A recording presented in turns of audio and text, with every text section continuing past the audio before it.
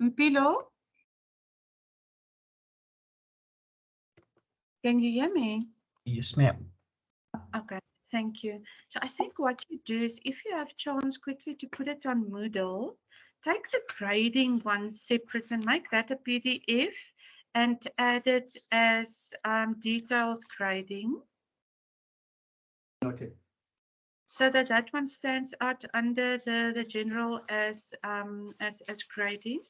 And then you can maybe just lock the Excel thing before you load it. No, then I can't make changes. Not a problem, ma'am. So that they can't make changes once we've uploaded, eh? Yes. Can they or not? Excel, ma'am, if they download it, they can always make changes, but we'll see if we can PDF it to them. Okay, and then the comparison for those who wanted to see that. Okay. Okay. Okay. Noted. Thank you, Mpilo. Yeah. And then you can start doing you can upload a forum assignment and activate or start working in the 2 hours on the what's it, the 10 questions for the 5 P's and the dates, and then just give Ahmed 2 days extra. Copy that, ma'am. Okay. So I'm going to leave you now out, then you go so long on and I prep so long. Noted. Okay. Thank you, Mpilo. You're welcome, ma'am.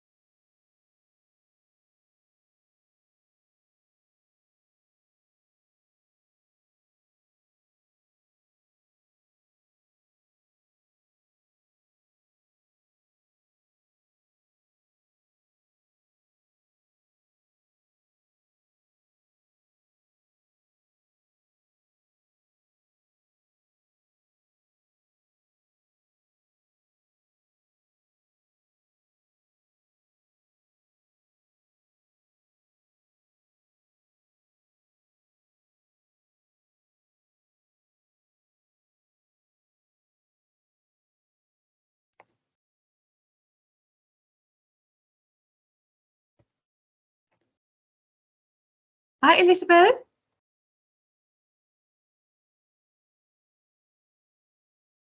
Hello. Hello. Hello, hi, Matas. Hi. Hello. And I think we have a new student in the class. Good to see you. Hi, Olina.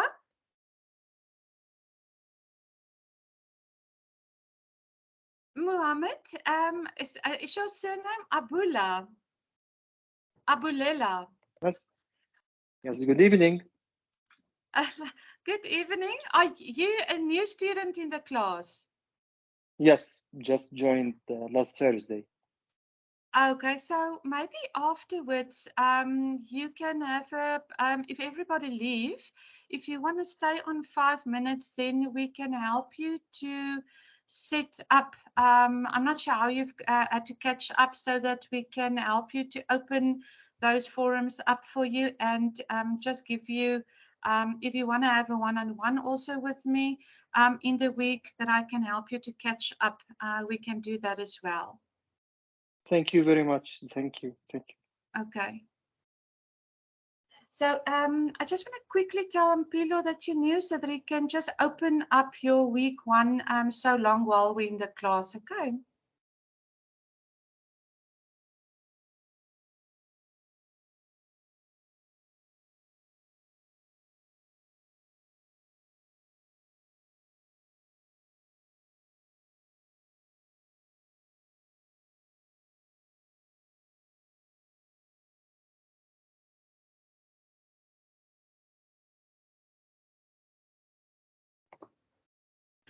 So Muhammad, so that you just know what the other Muhammads in the, is your name Muhammad? My name is Muhammad, yes. Okay, so what the other Muhammads in the class has proposed to me is that because there are a few Muhammads in the class, that I call each Muhammad on their surname. Would that be okay to you? Actually, no one here called me Muhammad. What do they call you? Yeah, my surname. Okay, Abulela. Okay. So, Mohammed, while we wait, Abulela, I must get used to it. While we wait for the others, I have asked Mpilo, he's my IT whiz. He's sitting also here with me in the office, that he's so long open up till in next Sunday for you all the week one, and then you and I can just quickly chat afterwards and make a time to have a one-on-one. Okay, to help you to catch up. Okay, thank you very much. Thank you very much. Pleasure. Okay. Ahmed?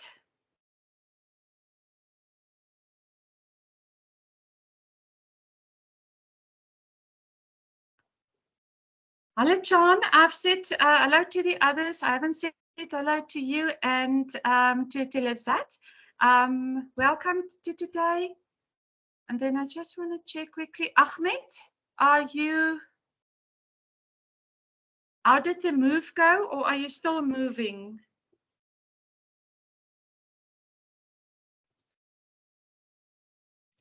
I can see Ahmed. Ahmed, I can't hear you, but I can see you're not muted. Ahmad, I'll wait. Yes. Okay, so just Ahmed, so that if you can hear me, just give a thumbs up. We have opened it for the extra 2 days, and if you need a little more extra with the move, you can just send us a message. Then we can give a little extension on this week as well. Okay. So can we quickly put on the mics and do a quick check-in so that we just see faces? Also, we have a new student in the class, Muhammad Abulela, so that he can also see his new classmates, unless you guys already know him from a previous semester.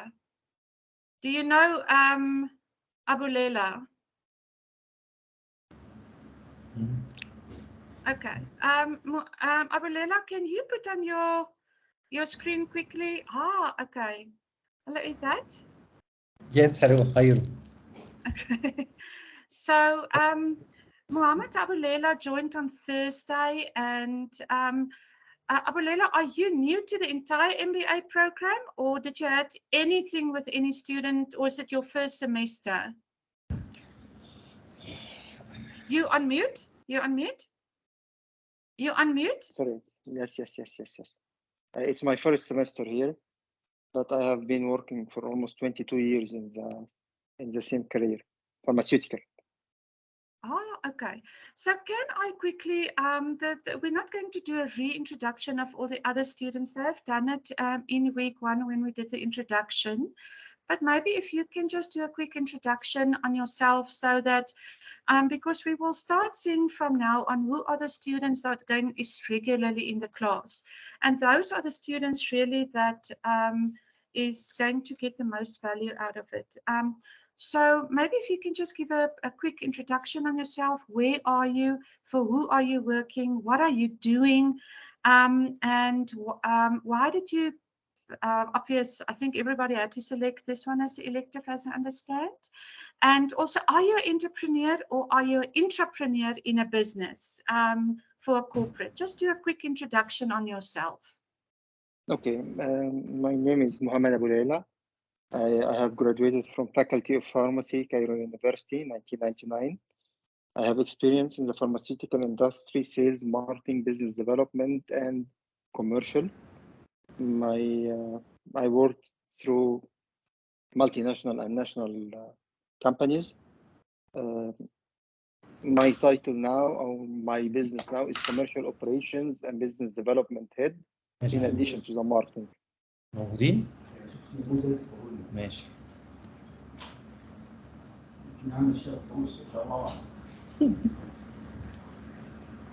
You are muted, Professor.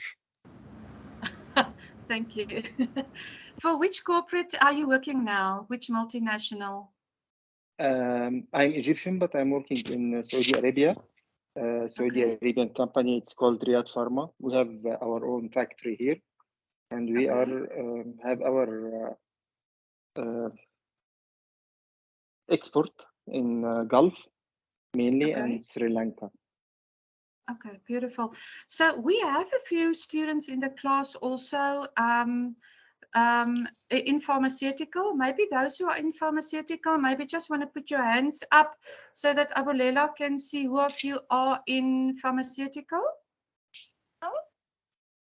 She can do a thing. Okay, Mohammed, is that? Let me just put my. Sorry. I'm very sorry. Okay, so is it only you that is in pharmaceutical? I thought there's one or two more in the class that's in pharmaceutical. No, I'm not. Okay. I'm working in logistics. I work for Amazon. Okay. So not like pharmaceutical related field. Okay. So there are the two, Abulela and I always call you Izzat. Izzat, do I call you Hussein or Izzat? Izzat is better. But I think we have Izzat, so no problem. Okay, so then the two of you, so Abulela, now you know there's somebody else in the class that's also in pharmaceutical. If you want to connect after in class so that you can look for his name also in the student list. Actually, me and Dr. Muhammad Izzat are working in the same company. Same company. Okay. We are attending in our office now. Okay. Okay, wonderful. So thank you for getting him on board, eh? Okay. So what I'm going to share, just say again?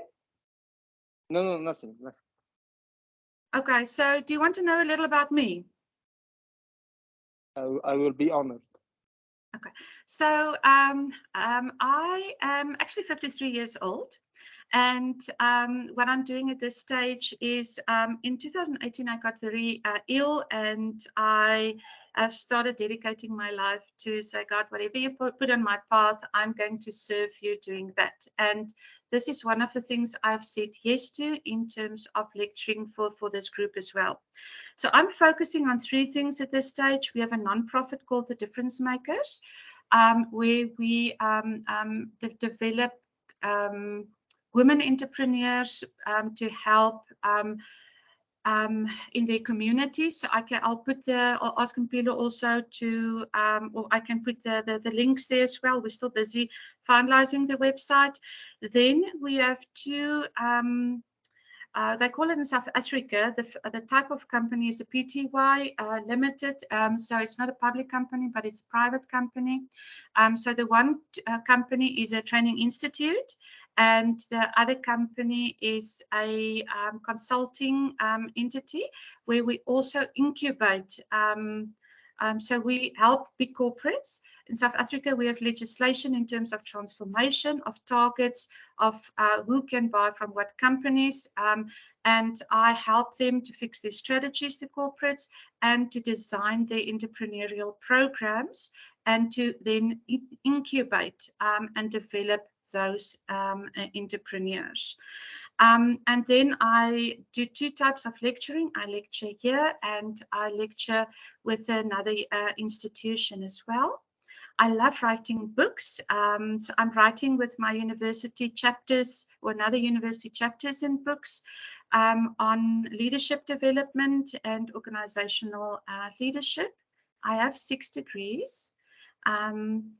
But I had to learn that degrees doesn't help you. When you get to a certain stage in your life, if you can't make a difference in life. So that's why I would love to work with you all. And if you need any, I'm very patient. If you need any support, Abulela, then you send me a WhatsApp and said, Dr. Christa, can you just help me to go through this? I love mentoring. And every day for me, I want to live as if it's my last day.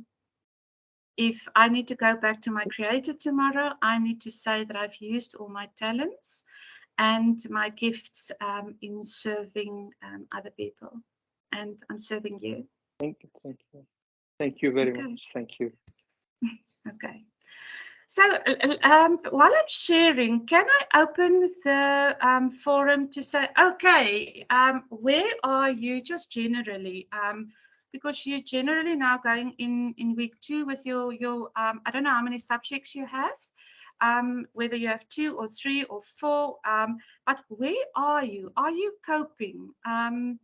With everything and with your work. So I just want to do a quick check-in with whoever wants to share, to say, Christa, this is where I am at this stage.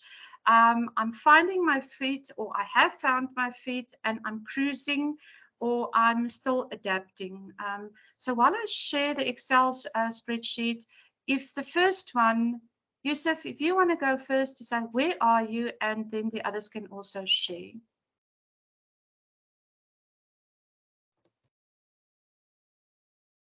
Yeah, good morning, everyone. So typically, I was struggling in the first 2 weeks to get my schedule fixed with my employer. So I needed to change my schedule to different days of the week. But technically, first week is fine. I didn't have a chance yet to look at the chapter 2 and second week, to be honest. Okay. But first week was fine. I submitted my forum. I think there were 4 assignments, so all clear last weekend. Because I work 4 days a week and 3 days off, so Okay. I managed to have I managed to have my assignments done during my off days, which is Thursday, Friday, and Saturday. Oh, shame. But Yeah, you've respect so for that. Thank you. yeah, and we work long hours. So I'm working nights. I start at 2 a.m. till almost 2 p.m. Yeah. So it's very hard to adapt to this morning schedule during the weekends and night schedule during the weekdays. So this is kind of very tough for me, but Yeah. I will cope, and I promise everything will be done on time. Okay. If you need at any stage that we just need for some, so like forums, if you don't post a Wednesday on certain days, then you lose the richness of that. But if there are quizzes or other stuff, the end of module, and you really have a crisis, or like I'm having long COVID. So there are days that you just need, so, you know, today I just need to have a little time off. I don't mind. Mpilo's here in the office. Mpilo, you can put your camera on as well so that they can just see you. Then you can send me a WhatsApp so that we can say, okay, can you give me 2 days extra, so that it doesn't become a habit. But if it needs to happen, there's Mpilo. So that then I can just ask Mpilo to do. He's handling the Moodle, the IT for me. So then I can say, like we've done for Ahmed, now said Mpilo, change Ahmed's to 2 days later. Then send me a WhatsApp. Then just remember we are on South African time. So if we don't respond immediately, don't think that I'm ignoring you. Okay. Okay. Thank you so much. I really appreciate your cooperation. That's like very nice from you. Thank you so much. For me, it is not. I went through the mill with my MBA and masters and honors and my PhD to say that if you haven't done this, then you fail. But you get to a stage where you realize, you know, learning is the professors who can do that, that's fine. But you need to have a life balance as well. And an MBA is really like having a second marriage or second spouse, because it can be absolutely consuming. And what one shouldn't have is no life. Okay. So that's the man who will then do the changes for me. Okay. Who wants to, is that your name? Your hand is up. Do you want to share?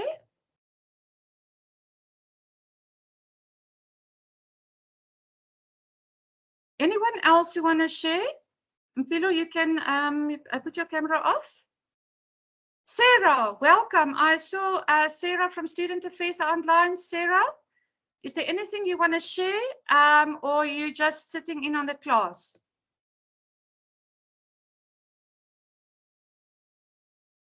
Sarah?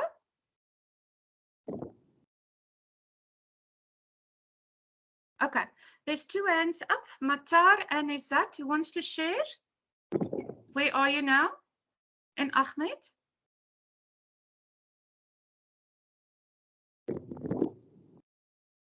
Okay, if Muhammad Aizat will not speak, I can just say a few comments. Okay. Okay. The first comment from my side, that the discussion on the forum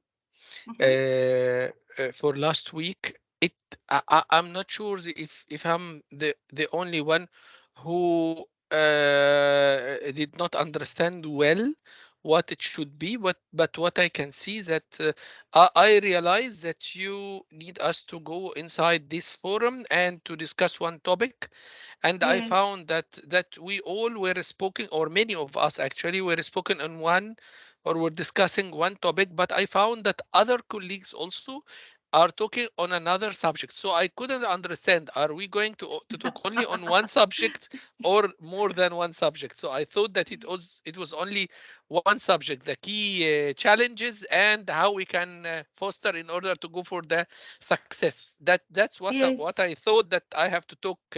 I need to talk here. So I just put my message inside this one, but I found others talking on the other part. So I just wanted to understand.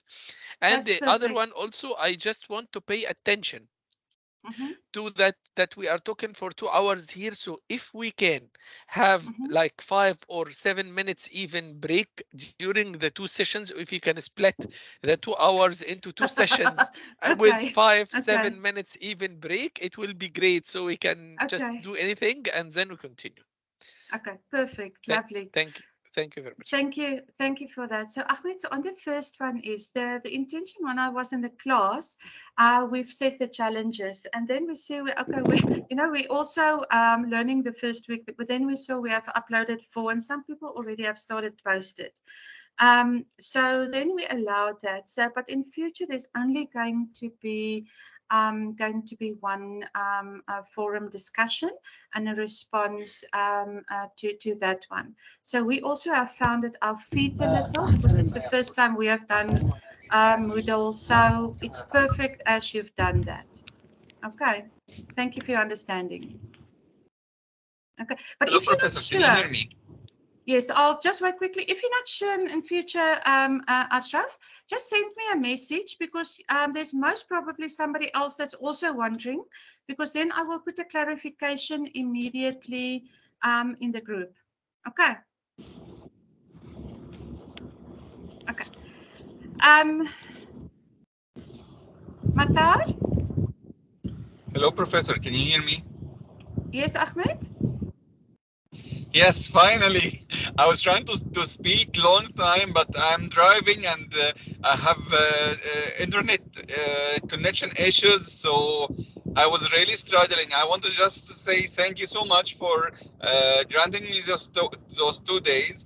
I have finished my the requirements, the quiz, the participation in the forum, but I was not able to see others' replies so I can respond to them. Okay, I will ask Mpilo's online, so I will just ask him to go into yours and see what's the issue and how it can be amended. Okay. I appreciate it. Thank you so much. But don't stress about anything. Okay. Thank you for that. I really was. I am currently struggling. Actually, I just moved to another job, so between handing over the previous duties and start getting the new responsibilities, so it's like hectic, and I couldn't concentrate on any course or any subject. So I am really struggling right now. So thank you so much. Don't stress if you need to, and that is for everyone. If you stress about that and you need a day or two, or you need to have a one-on-one with me quickly, then just send me a WhatsApp, okay? Thank you so much. The purpose is not for students to stress, and the purpose is not for students to fail. The purpose is for students to learn, and that you guys get your MBA as soon as possible. Okay. So whatever I can support, I will. Any other comments before we go into the sharing? Anyone else who's struggling?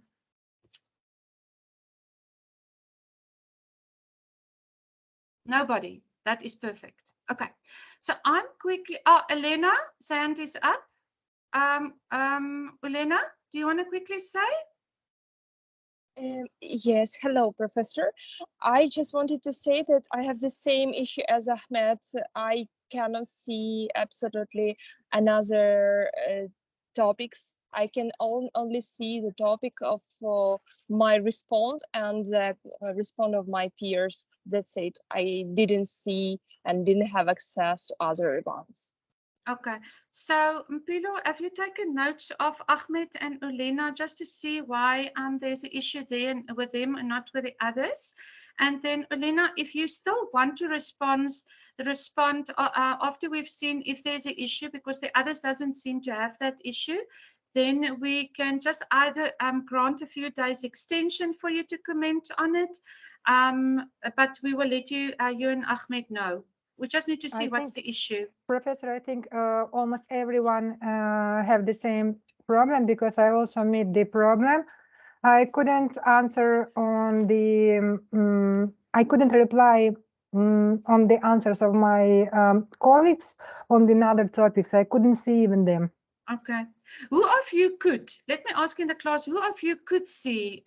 Because then we just need to see, are there some who, because some responded and others, that like the three of you couldn't, so that we can just see where is the problem. Is it maybe a profile problem on individuals, or is it a general for everybody?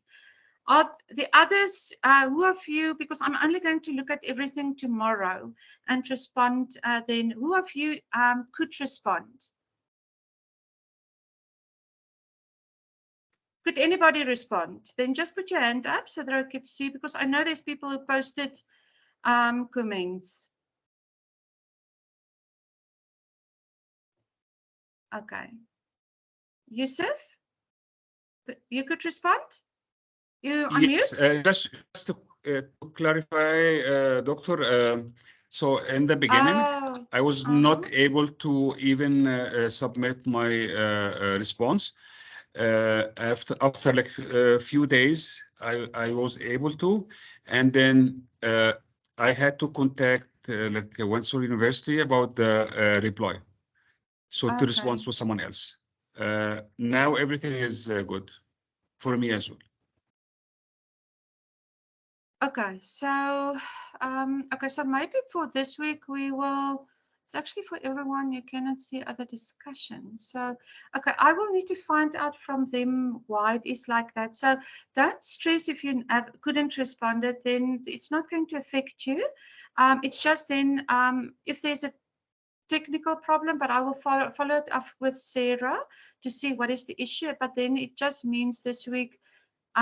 We will not until the problem is resolved, ask for a response. So until we know it is resolved. Is that okay? Okay.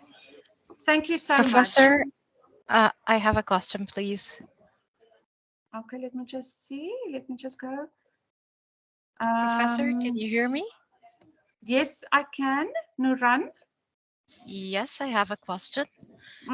Because as far as I understand that we have to comment on only one colleague from the peers who answered the discussion. So therefore, this means if my peer commented on same discussion topic as the one I selected, so that will be enough because that's enough. You only need to do one. Because I think that will minimize the problem because most of us commented on different topics. So most of us will should have found other peers in the same discussion topic to comment on. Okay, thank you for that. But we will see how can we, so that we test it first, and because we're also learning. So thank you so much for all the input. Okay. Any other questions or comments, or please, if you struggle, you don't want to do it, say it in this forum, you're more than welcome to send to me with time, because then I can bring it also under Sarah's attention to see where additional support needs to be done. But then I know from this course perspective where I need to check in, let's say Mohan Ahmed, or where I need to support a little more if somebody is going through a challenging time. But I always will also then bring it under Sarah. Sarah Reis is in the group. Then you also need to bring it then under Sarah's attention, so that if she needs to then see how can she work across to other professors, that can happen. Okay. Okay. So let's start, so that because we're going to have a break, okay, halfway. So let me just quickly take to the Excel spreadsheet.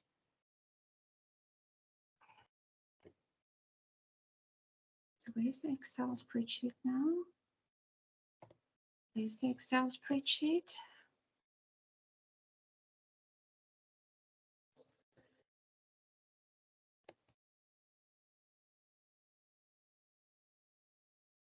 Okay, there's the Excel spreadsheet.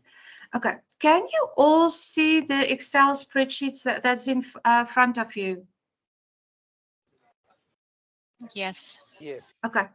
So Mpilo, I've put it in the group, but Mpilo is going to upload this on the Moodle during the session as well. So at the bottom, this is the one that I've put in, but I've made 1 or 2 changes, and I just want to take you through it so that when you go through it, then you know what they are. At the bottom, there are 3 worksheets. The one is brief contents.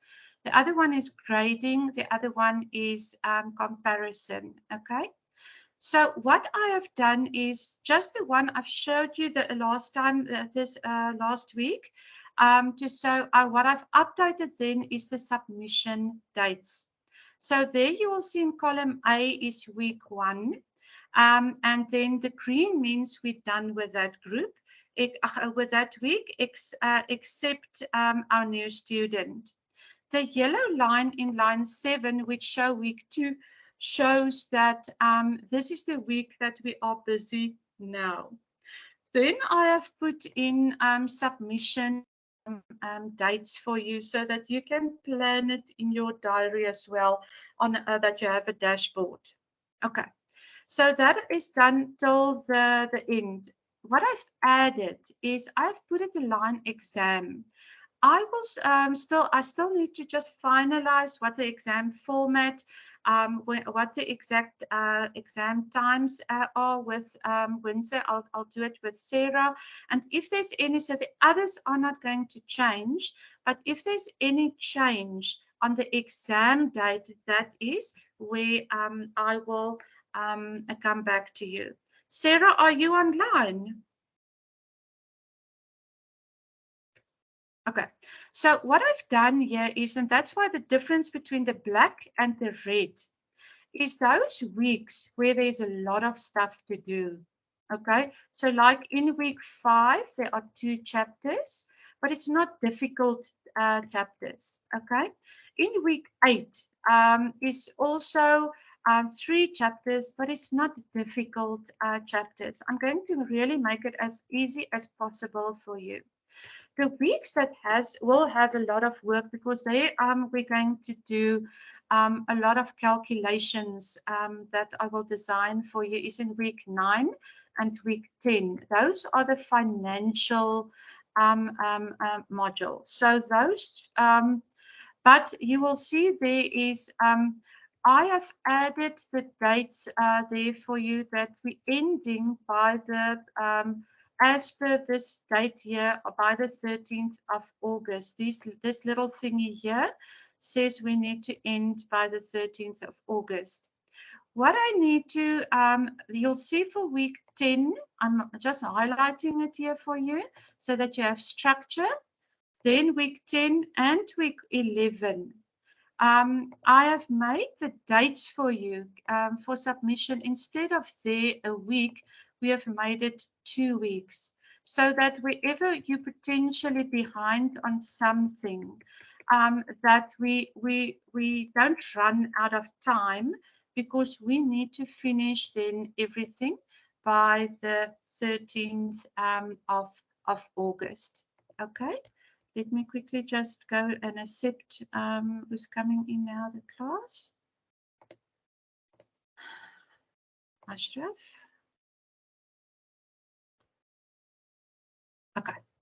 So this is the first one, is just a dashboard. So the one that I just need to sort out with Sarah and them is when the online exam is, and what the specific format will be, so that I can, as we go on, give you per chapter guidance on, say, okay, this will be important, or this may be a practical, or this may be a case study to guide in those items.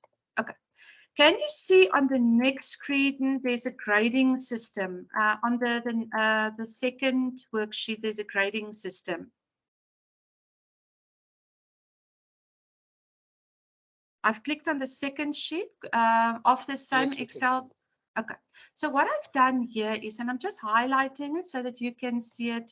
This is the one that was the one that I've shared last week in the picture format.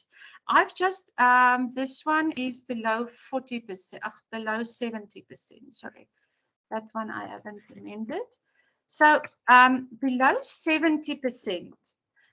It is a fail. But those who want to go for specific, this is what your GPAs will work according to.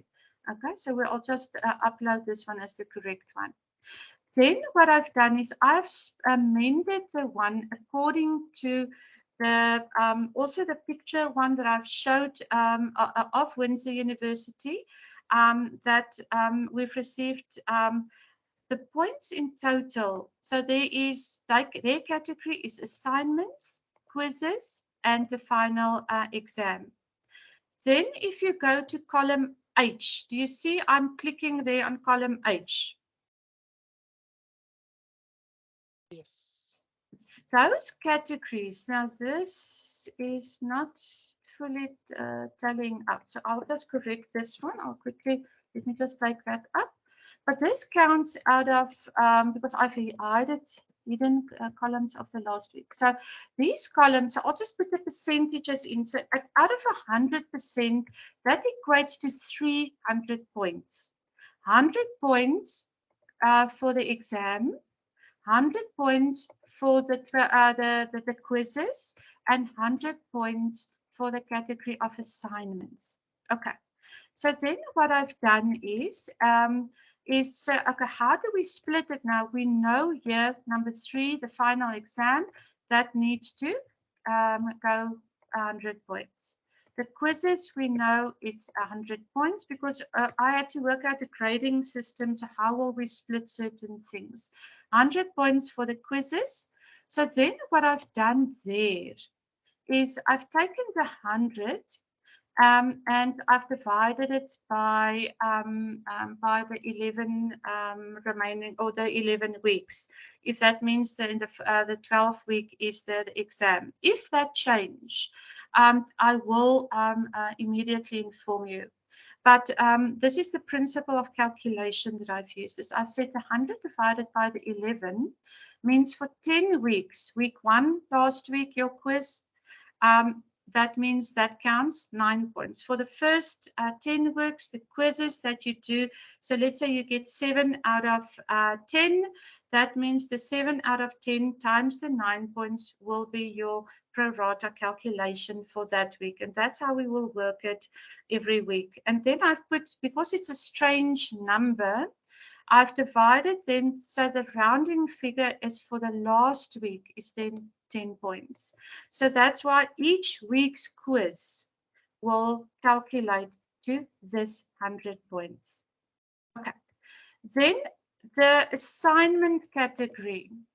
I've split up into the forums you have, the assignments that you're going to start doing from week 3, the forums from week 1, and then the requirement of Windsor University that a person at least must attend 50%. Because also if the class is long, from experience, the longer the classes later on in the 12 weeks, and people have issues to attend, it becomes then like a core group that always attend. So I've split in that 100 points into 40 for the assignments, because we're only going to start in week 3 with that. The weekly forums, that means it's 36 points, but it will be 3 per week. And then the attendance every week, that is 24. And in total, which is 2 per class. If there is a crisis week, so for example, Abulela only started this week. So for his 24, we will pro rata amend that so that it doesn't add 2 per class, but it cuts out for the last week, which obviously couldn't be here because it wasn't part of the curriculum. Okay, so this is how the 300 points will be divided. That's column I, and then column J is the more detailed split. Okay. Then the last one. So I'll just change this afterwards to take out the colors. For the majority of the class who had the entrepreneurship the last semester, that is that column there. And this one is this. Can you all see the comparison on the third sheet? Yes. It's okay. So this is what I've done is I first started with, that's why you'll see the blue column A is week A, is the weeks. So we're done with week 1 and we're going to do week 2 now. Then I have taken each week up to when we supposed to, let's say, so that if week 12 is for the exam, so that's what we'll just clarify, but this will then end on the date that when they want us to do. So that's the week. Then the next part is the design of how are these chapters divided into parts? There are 5 parts, which I took you through the introduction session and the last one. So it's also in the slides for last week, and it's also uploaded on Moodle. So I've matched it or mapped it to that. Then I have taken each of the chapters and up to chapter, this course has 18 chapters in the McGraw book. I've put in column D the, let me just take that one a little bigger. I've put in the titles of the chapters, and then I went through each outcome or what is going to focus on. Okay. Up to chapter 18, and I'll explain to you once I'm done, so you can see that's up to line 171. It took me time, okay? But I wanted all of you to have peace of mind, so that also where I need to redesign some of the content that I know where are potential overlaps. Then, so the area of grey, if you go to column G, that's now the previous semester course. Don't worry about chapter 1 being grey and chapter 2 being white. I've just made it a contrast color so that you can easily see the differentiators between the chapters. Okay, then what I've done is the same principle, chapter 1 up to chapter 14. Yeah, at chapter 14. I've put next to each one the title of the chapter, and I went to all the outcomes. Okay. Then what I've done is, and this is where the red now comes in, is if there's a red on that one, and I've picked up, there's a potential, even if it's not the same content, because this course, the previous one, when I went through it, it seems very basic on a foundational level.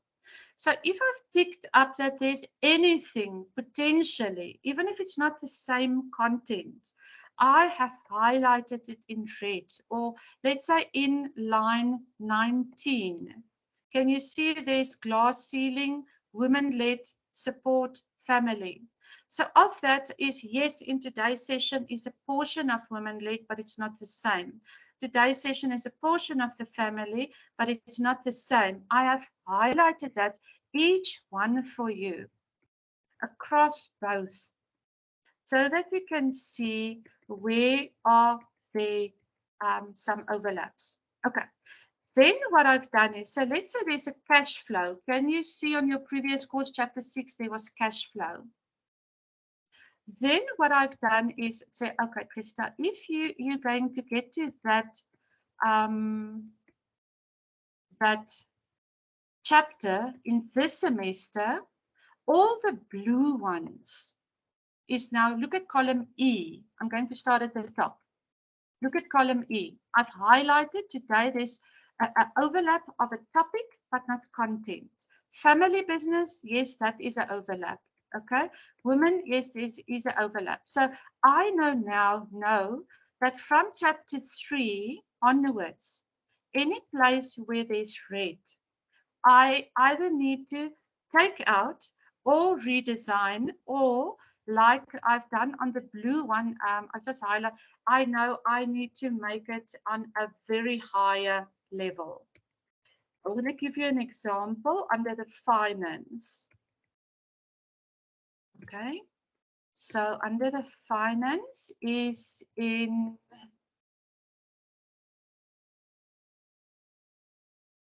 I'm going to quickly go to the finance chapter. Okay, can you see chapter 12, line 116? There's balance sheet, income statement, financial reports. Can you see that? Yes.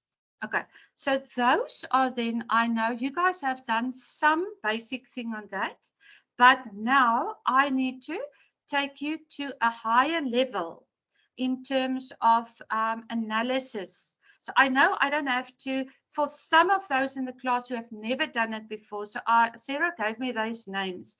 With them, I will put videos. I will record pre-videos on some of the basic things that's the majority of you have learned in video form in those weeks, so that they're not losing out, because there are some still people who haven't done everything. So I will pre-record certain videos on those things to give them that foundation.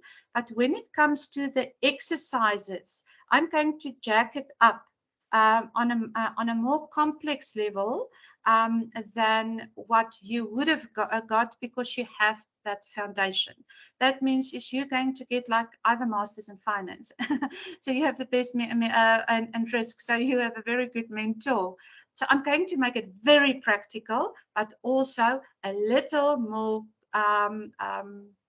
in depth, and the analysis, the handouts, not a little more complex, but you have done the basics, so I can't give you the basic. So I'm going to give you the next level of MBA level stuff. Okay, so I'm very excited about this. Professor? Okay. Sorry for interrupting. No, just wait. I just need to go back to the screen so that I can just see. I have a question. Okay. Let me just get back to my screen. Let me just get back to my screen. Okay. Okay. Who is speaking now? I'm still learning the voices. This is Rodas. Rodas. Mm-hmm. Yes. Yes, Rodas, speak. So my question is, I think there are students, for example, me, who took accounting and finance management. Mm-hmm. It's part of this MBA program. So even if the others didn't take that course, they will take it in the future. I'm not sure if Nouran was involved in that class. Mansour was definitely in that class. Sarah was in that class, and I think Wellington was in that class. So I don't know. Can you still hear me, Professor? I think I'm having network problems. Okay, so is the question, because what comes to me, and that's a discussion I need to have with Sarah, because that increases the complexity, because then we have 3 levels of students in the class. The one who has not done the previous entrepreneurship, that means they need to get a certain level of assessment. Then you get the ones who has done the previous semester, and they need to get a certain assessment because their knowledge level is a little now higher than the other one. And then there's a group that has done financial management, which is potentially higher than the 3rd class. I just need to talk to the university, because otherwise it becomes so complex for assessment. But that's something I need to discuss with Sarah, because otherwise we need to design 3 for this, identify who's this group, who's this group, and who's that group, and do different assignments for different people. So that's a discussion that I will need to have with them to see how they want me to do that. Is that okay, Rhoda?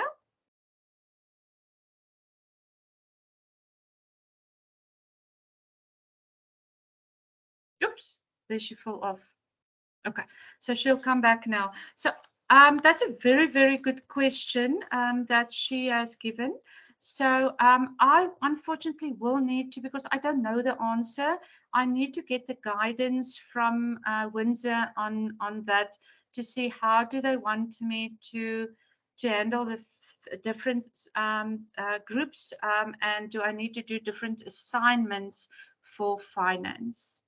Okay, what is your opinion on, or your viewpoint on what has been said and what we've summarized? Do you have more peace of mind that, yes, we've looked at the previous courses, we've mapped it, and we know where potential duplication will be, and that we will see, do our best to redesign from week 3 onwards to make it good for you. Okay, Matar, thank you. Anybody else? This is the time to speak, eh?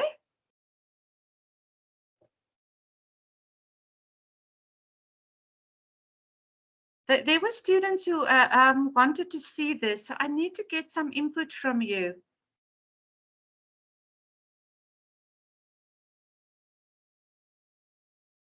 Can you hear me, or are you guys just quiet today? Yes, I think it's okay. Clear, yes. Okay, can you all just give me a hands up so that I can see, are you happy with the benchmarking, that you can see it has been done? Is that, do you want to say something, or are you just happy? Happy, okay. Just happy. Okay, thank you. Is there anyone who has a concern, so that, like Rhodas has mentioned it, so I know now something I haven't known last week, but so that I just know that all of you are potentially happy. Are you all happy, or is there anybody that's that have a concern or a comment? Lizette, you happy? Elena, happy? Okay. Then, okay, thank you. So I'll just ask Mpilo to upload this one because I've made that one change. Okay.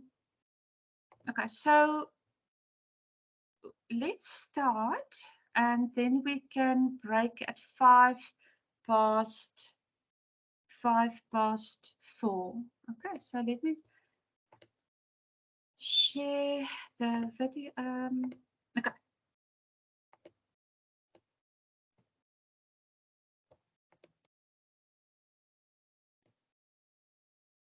So this one doesn't want to share, so let me just go in again.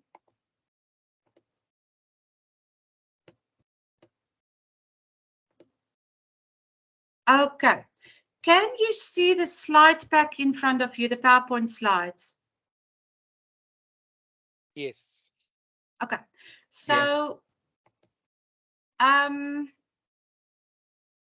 so that you know, the slides when I get it is not colorful, but for me it is very hard to facilitate without color. And also, when we work in one of the sessions where we're going to go on training methods under HR, because what I've picked up under HR and legal specific when I did the benchmarking is that in those two chapters there's quite a duplication. So under HR, I'm also going to, because I'm internationally trained as a curriculum designer by Dr. Bernice McCarthy in the US at a company about learning. So in one of the things that is training. So I'm going to share with you, because especially those, whether you're in small business and whether you in corporate as an entrepreneur, you will have people. You will have people that report to you. You will have people that report to you. You will have people that you need to do performance evaluations, which you need to do personal development plans.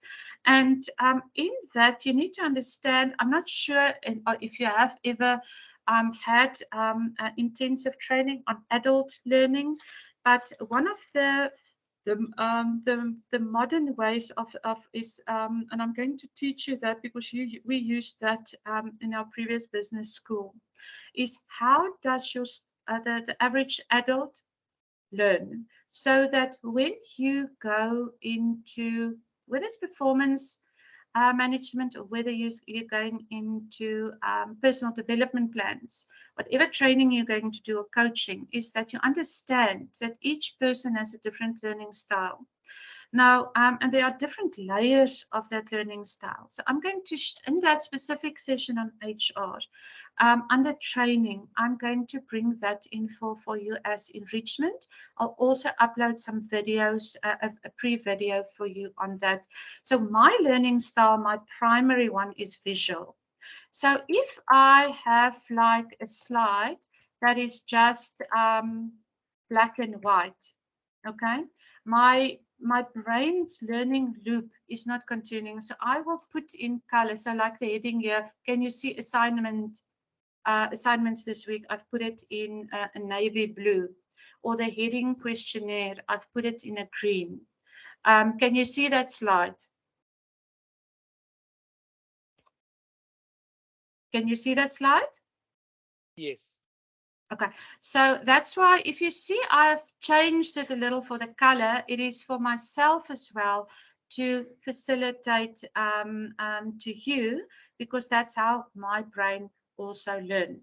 So some of you may be visual, some of you may be auditory, some of you may be kinesthetic, but those things I will bring into the HR module for you, because that's part of my speciality and my PhD and training for the last 12 years as well.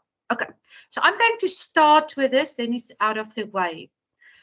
You're not going to get a lot of stuff to do this week, okay?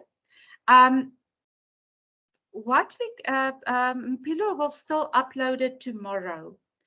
We're going to do after the break, as part of today's work, the 5 Ps. And those are, what is your passion as an entrepreneur or intrapreneur? Remember that. Abulela, just for your sake, you weren't here last week, is for those who are entrepreneurs and have their own businesses despite having a job as well. They are both entrepreneurs, that means they're having the small business, but they are also intrapreneurs, which starts with an I-N-T-R-A. That means is they have they have an entrepreneurial orientation as their thinking, even if they are in a corporate. So Abulela, let's say like for you, you are overseeing a team, but you don't, let's say, for example, you don't have a small business. That means if you're not an entrepreneur with a small business, but if you're that out of the box thinker and you have the entrepreneurial thinking and how things should be made different, and in the future world of work to make a success of that, that means you still have the entrepreneurial thinking, but as an entrepreneur, that means it's in a corporate environment. So that if you see, we mention intrapreneur versus entrepreneur. So what we're going to do this week is there are the 5 P's is what is your passion, what fuels you? What is that motivation? What is your level of or your approach to perseverance? What is your promotion prevention focus? What is your planning style orientation, and what is your professional orientation? So we're going to do 10 quick questions for each one of that. You're going to complete that by next Sunday. Then this week you're going to have, because then I'm going to map that for each one of you, taking your first week's assessment that you've done and this week's 5 Ps that you've done, and to put it together in something for each one. It will take me a little time, but that is going to give you more value. Then the only thing that you're going to have apart from the forum is by the end of the week there will be an end of module quiz. We'll make it in ample time, and that you must just have the 70% as a pass rate, and we will allow 2 attempts. I think that's how Mpilo has set it up. So that will be uploaded tomorrow. Then the forum is each one of you. So there will not be 4 like last week, we have learned. There will be 1. Each one will give a summary of, let's say, Ulena. So this is what came out of what I've learned about my passion, passion P. This is what I've learned about my perseverance P. This is what I've learned about the promotion prevention P, my planning style P, and the professionalism P. Then with a conclusion. Okay, what is the summary of all 5 together that you have learned about yourself. There will not be a response to that because A, we need to sort it out, and B, this is a personal thing, but your classmates can learn more about you, and also because each person has a different writing style about that. Okay. So it's not a lot of work this week. We have made it a minimum 300 words because there are 5 P's plus a conclusion. Otherwise, it will be 200 words will be too short for that. Okay. Any questions on this? Because this is now the assignments out of the way. Then we're going to take a break and then we'll run through the slides. Any questions or comments? Yes, just summarize it from my side. There are 5 P's, and each one will have 10 questions. And we write all of the questionnaire. We answer all of them, and then out of the answers we have, we read. Then we start to write in the forum about the outcomes of our B's, and this to answer the question in 300 words minimum, right? Yes, yes. Okay, thank you very much. Perfect. That's all. Because week 1 and 2, it's learning about the entrepreneurial. I saw you guys did some MBTI last semester. Did you do an MBTI Myers-Briggs? Yes. Okay, so what would be interesting is in one of the things, because I also studied the Myers-Briggs, is at one stage I can map it for you, this to your Myers-Briggs at one of the modules, but this is all for this week. Is the question is, so it's 5 times 10, that's going to be quick but honest. Then you do the forum of what you've learned about yourself. On each one, you summarize it like Mitar said, and end of week module, and you are done. Okay, are you happy about that, or do you want more work?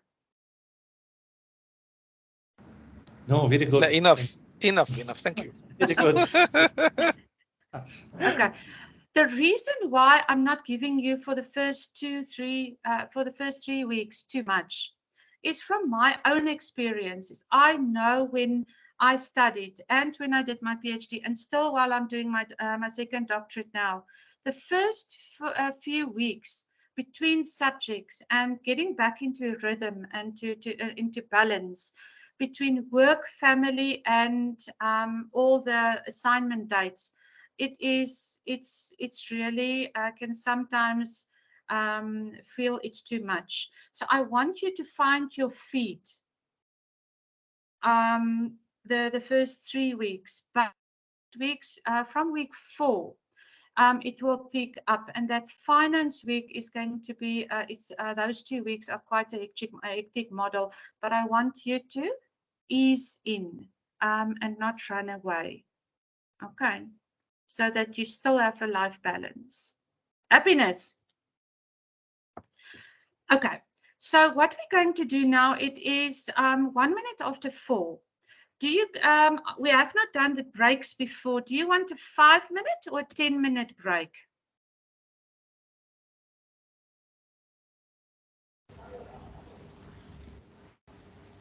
10 minutes, please.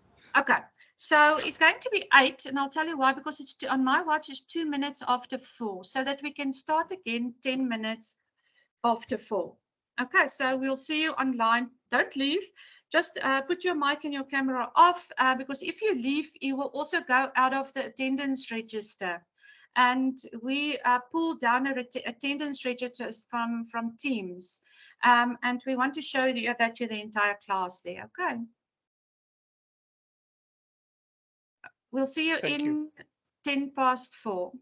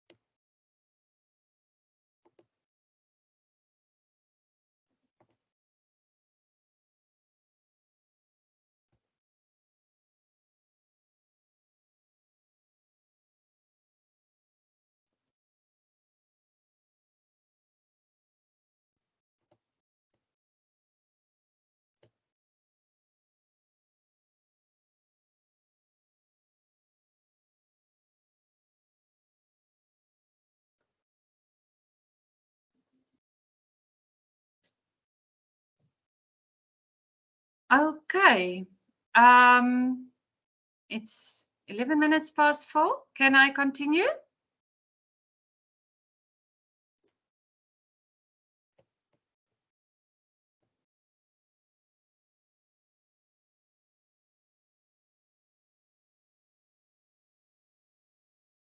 Okay. Thank you, Naran. Naran, every time I look at your photo and I see that beanie and that jacket, I'm thinking this must be an extremely cold environment, and it looks so nice. So one day when we have time, you must send me a message and say, where was that picture taken? And yeah, because it's really a beautiful picture. Thank you. Pleasure to Where share was, with you anytime. Thank you. Where was it taken? It was in Norway. Wow. Oh, Yeah, they beautiful. have really cool weather, so I had it to wear all my clothes is ready to feel warm, and it was in Oslo. It like Yeah. an army castle or something. So that was the view behind me. Wow, beautiful. I will DM you. Okay. Okay, so can Thank you you. see, thank you, Naran. I'm going to run through the slides quickly because some of the things has a little overlap with the previous semester, but there's one specific discussion that I wanted us to have. Can you see this, the screen in front of you, the psychology of entrepreneurs? Okay, thank you, Lazat. So I've just highlighted the one thing that stood out in where they say is aspects of an entrepreneur's behavior, and it's how you look at things. And how you think also about yourselves in the world, and that's referred to as cognition. So it's just a term that you will need to get, if you haven't get acquainted with it, because especially if you have staff under you and you're going into future study further, and whether it's an HR related modules or social identity theory, but you will always hear the term cognition. And then that is then visible in your doing, in your actions. So that is basically, and that determines your how you're going to be in a way successful or unsuccessful, and how you're going to bounce back if you had learnings, how you're going to bounce back. I have highlighted for you on the next slide the basics of entrepreneurial behavior. This you should have covered in the previous semester, those who have done it. So I'm going to go through the 4 yellow areas. Now, I've shared with you the previous 2 sessions that I'm in my 12th year as an entrepreneur. But it took me 12, the majority of the first 7 years, I didn't have an entrepreneurial mindset. I still had like an employee mindset too, and I was so risk averse. And then suddenly, as I went through my own personal growth, something kicked in and I became just suddenly into entrepreneurial mindset. Some of you may be born with an entrepreneurial mindset, but others, it takes time. If you don't have that natural entrepreneurial mindset, that you need to grow into it and acquire through your personal development and through experience. Sometimes it's like you either sink or swim, and then slowly you said, hey, I'm not going to do that again. The second thing is that, and Lazat also, and why I always refer to Lazat is also like she's doing a lot of development, but in a different country, with entrepreneurs like we're also doing here in Africa, is if you as an entrepreneur are not proactive, this week you can be in business, next week you can be out of business. I'll give one example. Is I have a client, and it's a lesson that I've learned now. I have a client in the pharmaceutical industry, and they've lost quite a big government contract in vaccine manufacturing. And nobody in the organization, they have last year appointed another 150 people. They have bought land to build an additional factory. So they have planned this year for exponential growth in the income. Suddenly, and nobody can explain it, government gave that contract, which was theirs for years, to a different company, which is not even in South Africa. And suddenly now they have lost 50% of their income stream, and they will need to potentially, starts in June, retrench 50% of their staff. So how does that impact entrepreneurs around that organization? If an entrepreneur have put their eggs in one basket, that means they have not been proactive in growing their market and de-risk their business. It puts them in a tough spot that it actually can close them down. So that's why in entrepreneurship, being proactive in your business, in your strategies, in your clients, in your finance, and all the things we're going to do in this course. Proactive, I've learned, is non-negotiable. Flexibility is non-negotiable. Innovativeness is a non-negotiable. And risk-taking or having a risk appetite becomes then in many cases non-negotiable. So I just want to quickly go to those of you who are entrepreneurs, and Lizette, you working with entrepreneurs. What have you learned from your own business? And Lizette, for you from working with entrepreneurs in terms of the importance of these four basic behaviors. What have you seen? And I want to hear from those also who have their own businesses. Who's going to go first? Come. Okay, I can start actually. Thank you. So in my practice, actually, it's kind of maybe my experience, but within 2 hours of communication with people, I can understand, do they a good entrepreneur or they need to get some additional knowledge to be an entrepreneur, because first of all, it's, let's say, risk taking.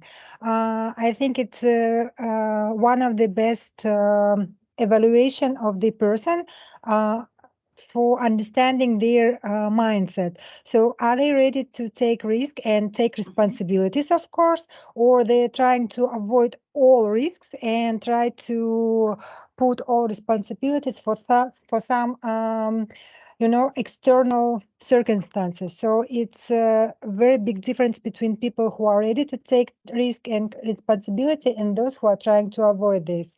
And of course, proactivity and innovativeness, it's also the some factors which can show the people, the individuals, readiness to start their own business, because when you are employee, it's you don't need to be more proactive. You can do only things that your employer say to you to do. So when you have your own business, it all depends on you. So how much proactive you will, how much clients, for instance, you can find, then so much perspective and profitable you will be. And it is a big proactivity, I think, includes many features like communicability of the person, some kind of how people communicate with others, how people are good in negotiation and so on. And innovativeness, it's I like people who is doing new things, not only taking something and selling something, but producing their own, selling their own ideas, and it's something new and always cost more than just taking things and selling somewhere else. So actually all the things are shown like how much individual are ready to be real entrepreneur. So it's my point of view. Thank you so much. Who else want to share or comment? You mustn't be so quiet with me. I look every week so forward to chat to you guys, eh? Ulina? Yes, I'm very sorry if I have background noise. If it's very loud, I can type. Just say me if you hear that. I don't hear anything now. Okay, great. Apart from your voice, yeah. Okay, great.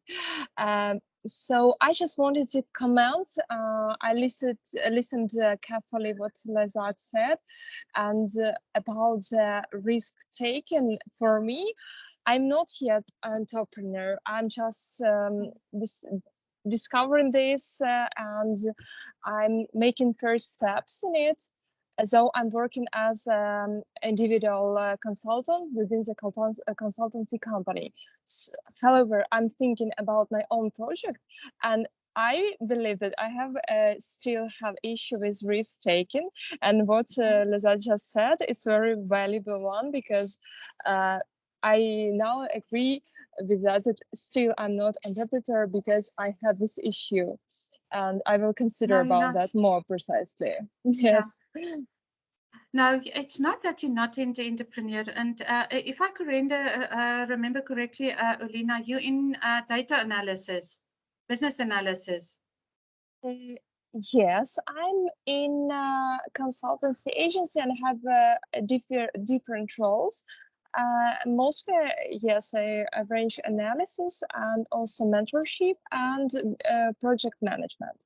So within one company, I have different roles, and I like independent consultant where I receive different opportunities to work within the project.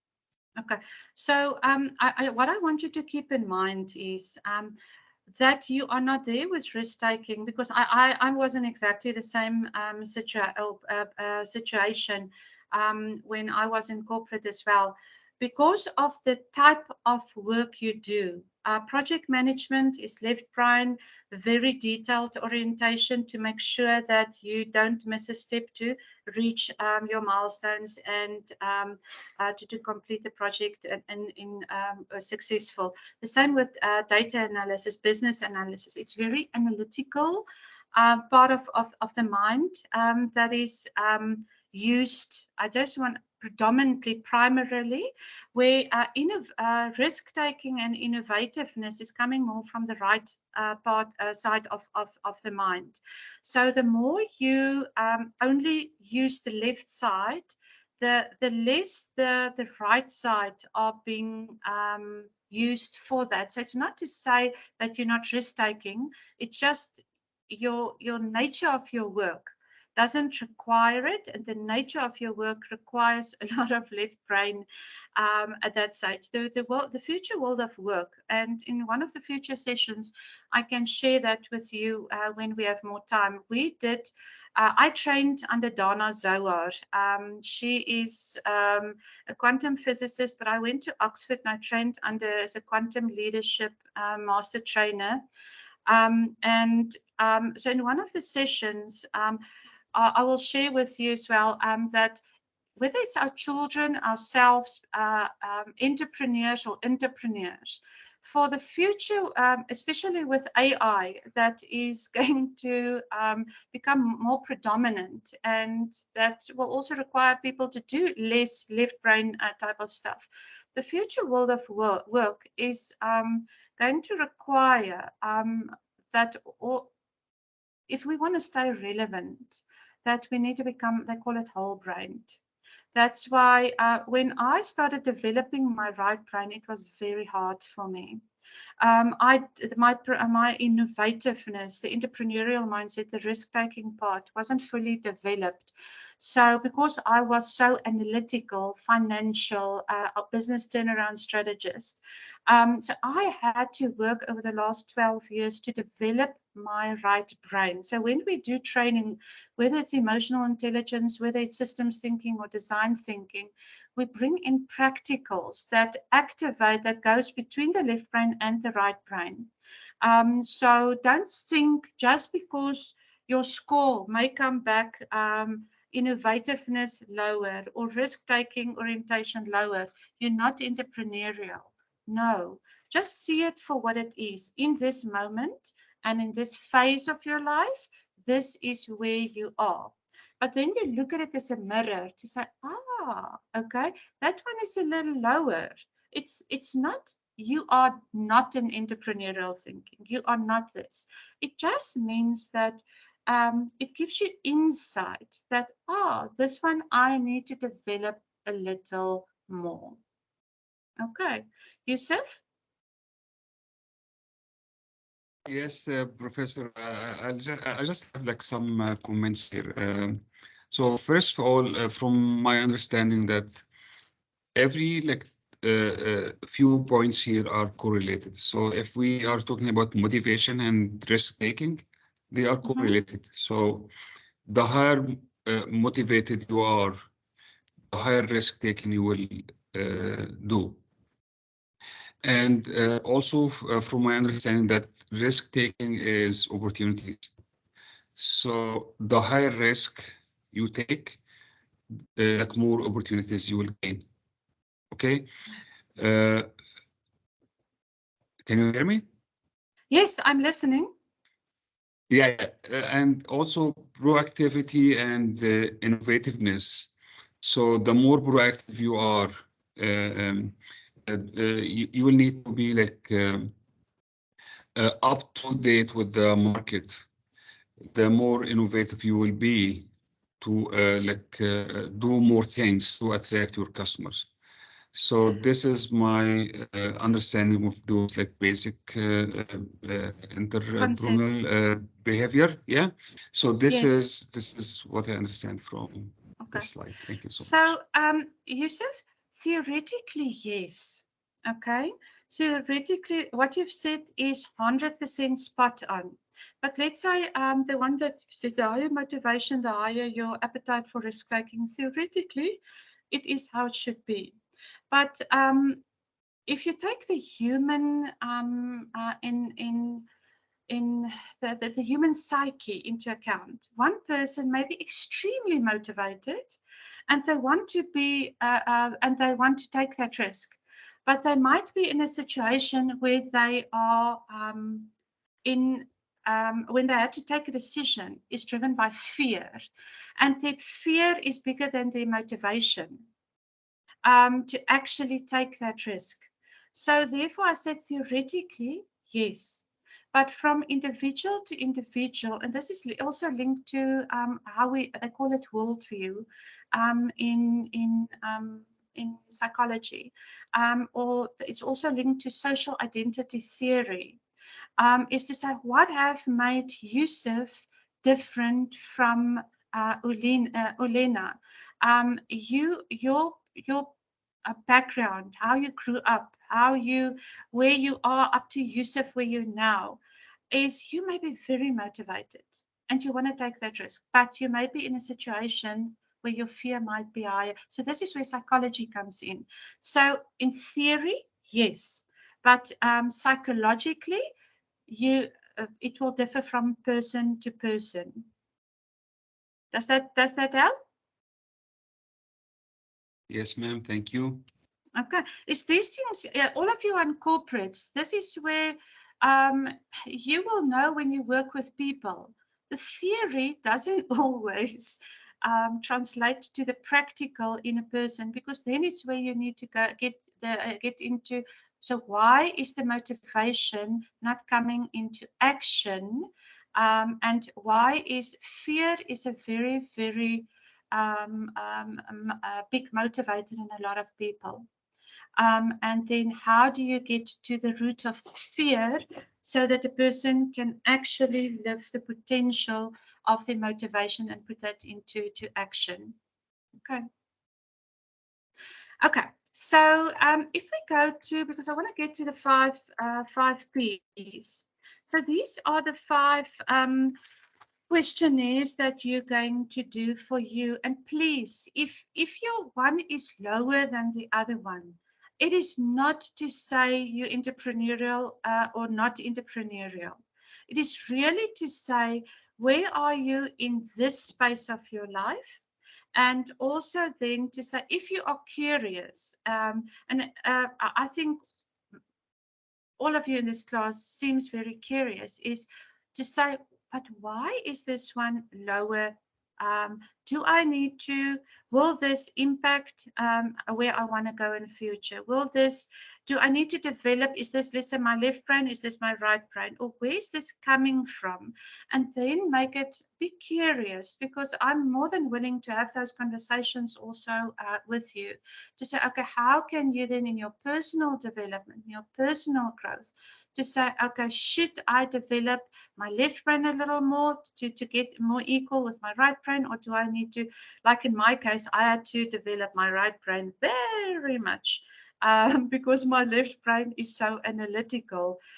It was like my right brain was totally hidden, that part, but a lot of entrepreneurial things comes from your right brain. But then it's to say, when you take that risk in that moment, have you take a balanced decision between the analytical and the innovative and the proactive and the risk-taking part that's coming from the right brain? Okay, so that's very important. So on this one is passion. This is what is, I will go and read through the comment now. What is it that you're passionate about? What is that most motivation that Yusuf is speaking about, to say, what is that passion that motivates me so much that I am willing to take certain risks? Perseverance. When we do assessments with entrepreneurs, we call it learning agility. So there is an international learning agility index, an assessment that can be done as well, and that if we don't have entrepreneurs that's high in that, we don't normally take them on we call it enterprise or supply development program, because the chances that they will fall off the program and not complete it is too high.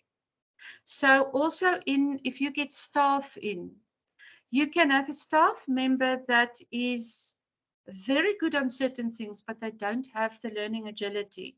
That means is if they are going through difficult times, they struggle to bounce back. If the company goes through a difficult time, they are the ones that might cause sabotage in the team, because, and it's very difficult. It's a longer coaching route. It's a longer development route.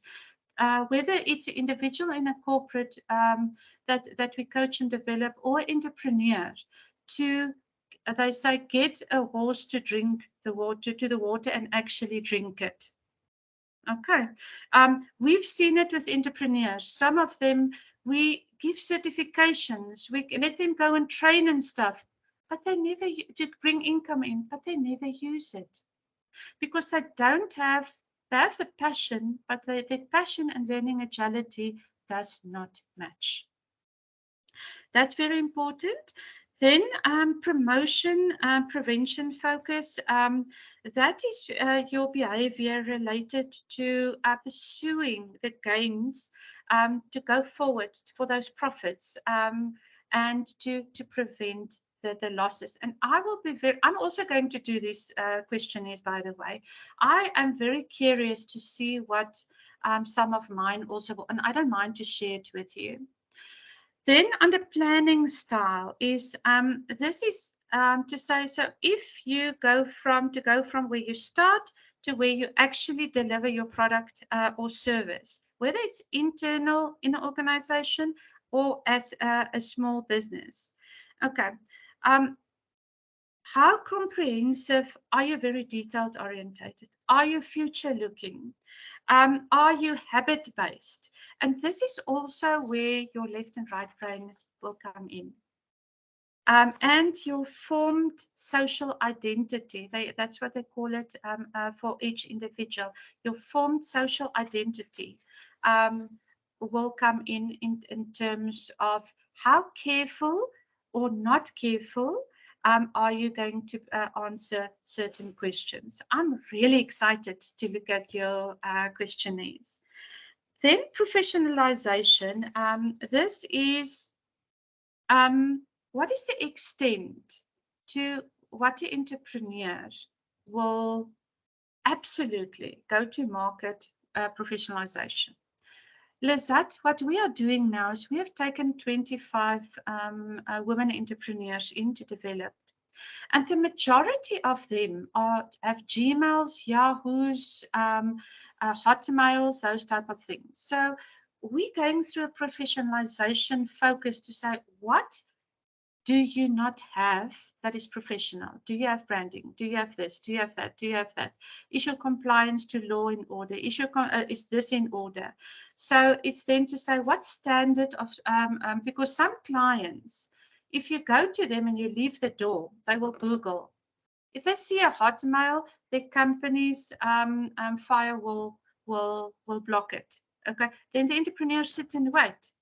But they don't realize, but their professionalization is not on the level that the client actually will use them on a level that continuously. They might use them never, or they might use them once or twice.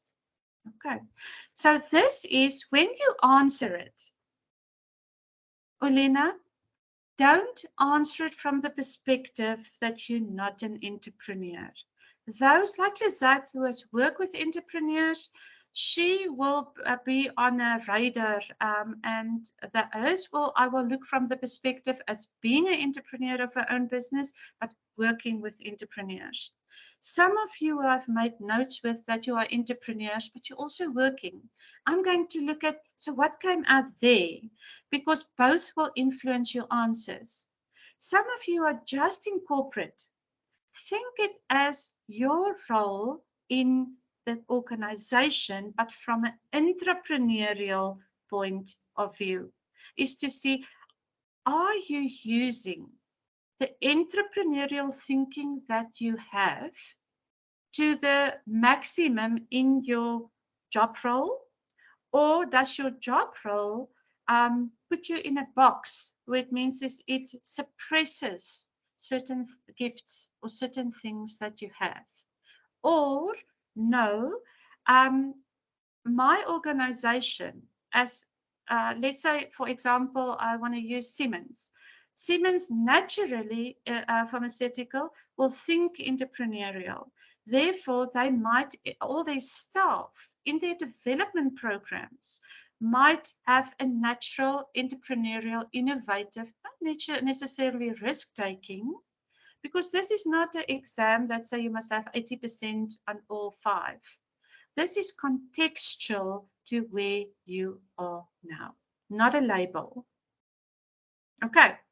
Any questions on this or comments?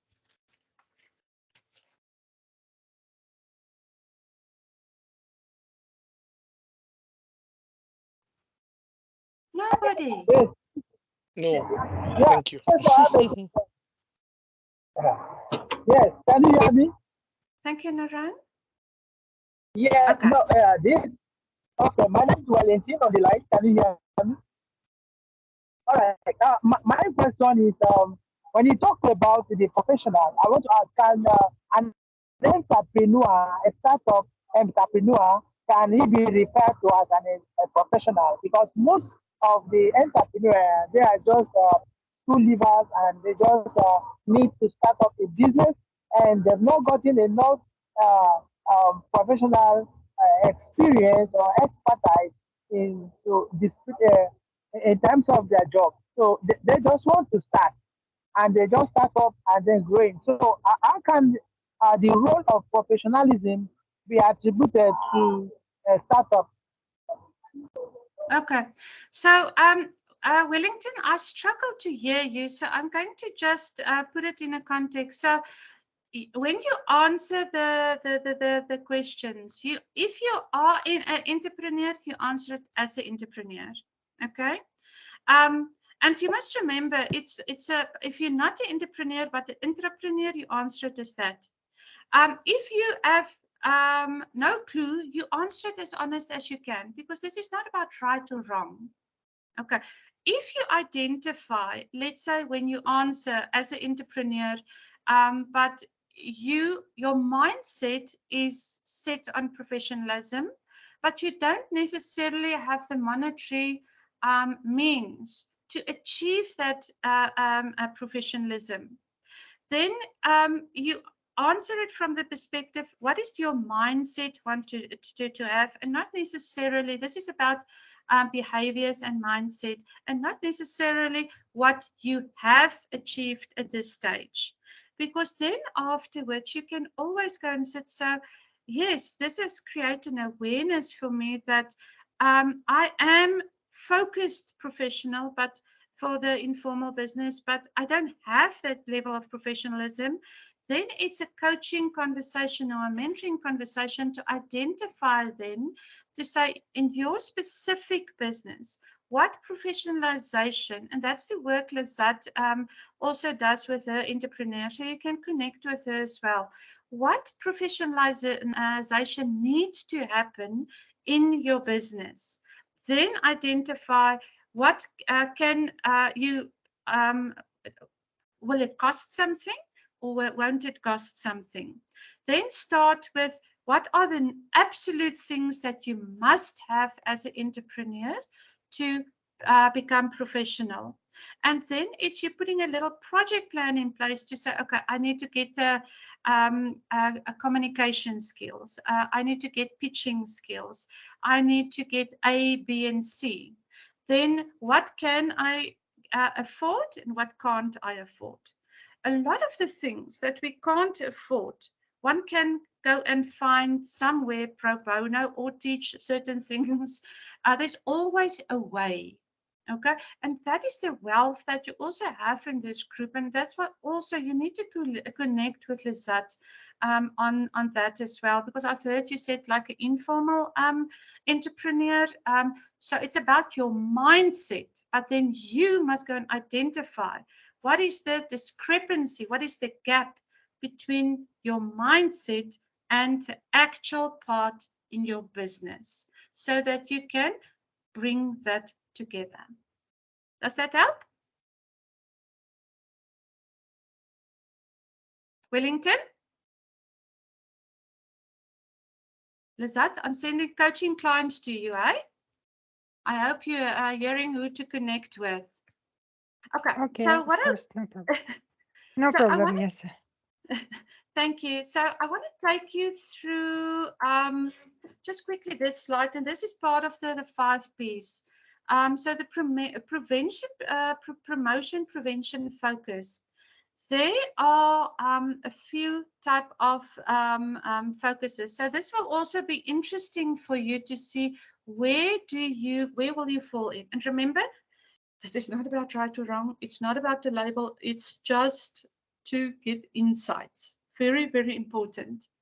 Is some people are very detail orientated. They are the comprehensive planners. They take a look for the long view to say what do this business and I want to achieve, my team want to achieve over the long view. This is all applicable to corporate as well. Okay. What some people are critical point planners. Okay.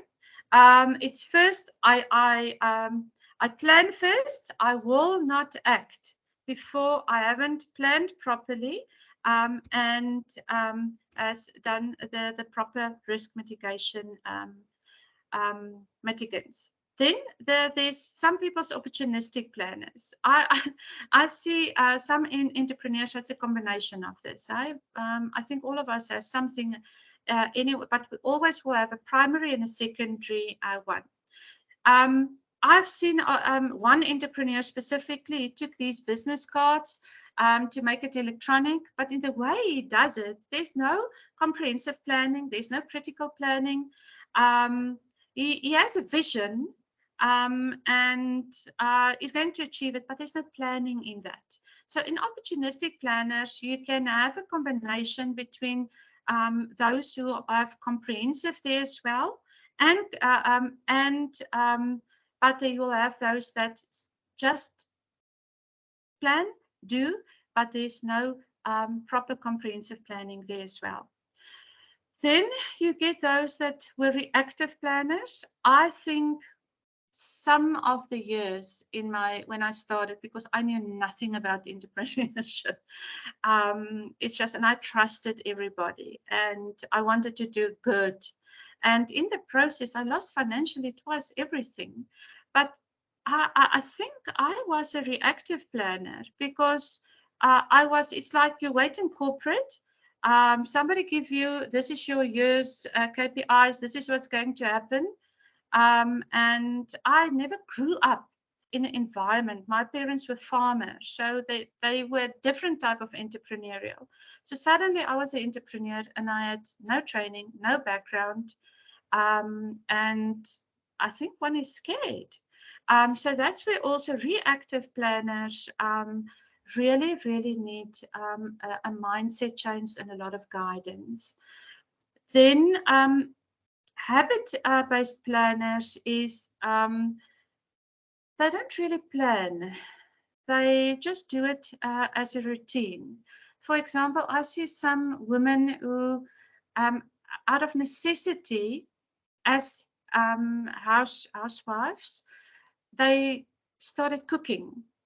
So they've never planned that they're going to put a business together. But now suddenly, okay, somebody wants to start buying from them. Okay, and then they give it, sell it. They build their market out, but there's no proper planning in that as well. But they're doing it from passion, but also from habit. Okay. So any comments on this before we go to the last one?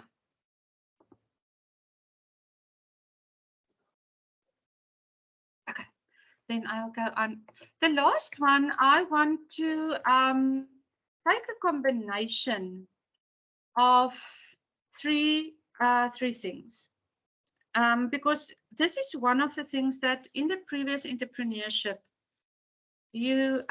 has been done. To what extent, I don't know. But there are two slides here that I thought, yeah, is this still existing in this day and age? But then I realized also it is very contextual to cultures and in environments. So the one slide is linked to women and minorities, and the other slide is linked to veterans. Okay, veterans. Now, how we know veterans, and I just want to distinguish between the two, is veterans might be the older entrepreneurs that worked in corporate, but they were retrenched. That's the concept of this veterans here. And then they started business, but they've never got any exposure to entrepreneurial development versus a military veteran. So that's not what we're talking about. The veteran that we're talking about here, sorry, just my slide moved, is one where we're getting older and some corporates giving retrenchment packages or retirement packages and said, okay, the older people go first, but there's a lot of experience, and then they use their pensions or their packages to start a business. So that's the one concept where what I've shared here is, well, and that's what I also experience, is a lot of them struggle to say, so what now? The second challenge is they don't know how to separate their retirement. They need to pay for a long time versus their personal life versus their business. For example, is my mum and dad is visiting here. My dad is 85 and my mum is turning next week 82. And my dad shared today something, and he said, you know, it is hard for them at this stage to sometimes get through with their money because they never expected to grow so old. So that's what we find with veteran entrepreneurs, that some of them start a business, but they lose everything and they do not plan because nobody of us know how old we're going to get. Okay, I'm going to take it to the other slide because I want to open it for a quick discussion on veteran entrepreneurship and women and minorities. So when I read here, women, number one, women choose service industries with lower sales levels, while men choose construction and financial industry with higher sales. The second statement that was made was men are motivated by money and women by flexibility. And three, women want less risk, which also their companies have lower returns. So I want to put it out just for a 5-minute discussion because we are from different backgrounds, from different countries, from different cultures. And in some cultures, this may still be the case. And in other cultures and countries, it may totally the opposite. So I would love just to have a conversation around this to say, what are your views and your experiences in terms of this specifically women, minorities, veteran entrepreneurs in this day and age? What do you see in your country or your culture? What is still the case? Can I open it to first Lizette?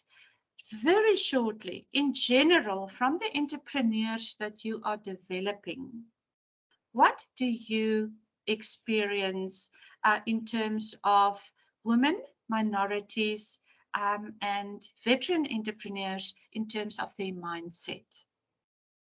It's about their mindset. It's not about right or wrong. It's about their mindset. Is that? Actually, in my country, women are more proactive. You know, it's I don't know exactly in numbers, but the I think the most of entrepreneurs are women. So they are taking different positions in different type of businesses. So they can manage even big factories, you know, not only small businesses, but they can start and run medium size or big size businesses also. So they are very nice and they are very motivated. And in comparison with men, they are more maybe even more motivated to do this job because it's not a secret that in the world too much women who raise children by themselves and they're thinking about their future. That's why they're working more hard than, for instance, men who in my country, in my culture, it's like if the parents divorce, then almost everything on the woman next, and she should think about the future of her children. Okay. That's why they're trying to do their best, and they start their own business if they have a position, for instance, in the like employee, they get a lower salary, but then they start their own business in order to increase the money they income. Yes. So actually, beautiful. It's like a statistic. Thank you for that. Nuran, your hand was up.